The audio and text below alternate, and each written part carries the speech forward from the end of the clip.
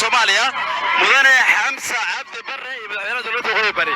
madaxweynuhu waa ka dadkii ay si caadi ah u wada salaamayaan oo dabcan maanta reer Laascaanood guud ahaanba meel kastoo ay joogaan waa isugu soo baxeen marna waxaan idin cabiri doonaa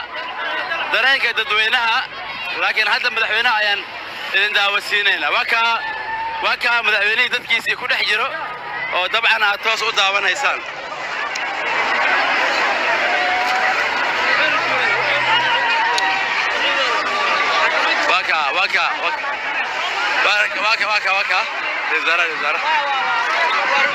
رئيس الوزراء حمزة عبد برا يسوي له جدًا مركزي وطبعًا ما أنت مدحوني رئيس الوزراء لابد بعيسان كلا حال المركز دريك دت كارمنا ويا يسولو تصبح على هذا وانا 40 قرن كسومالية تي في قرن ك مقعد مركز ركوبنا مقعد مركز مقعد نعرف شو عمليه أي كورن بالدرين كأجا ساكي لا تحاول تجري ما بريك رمان هذه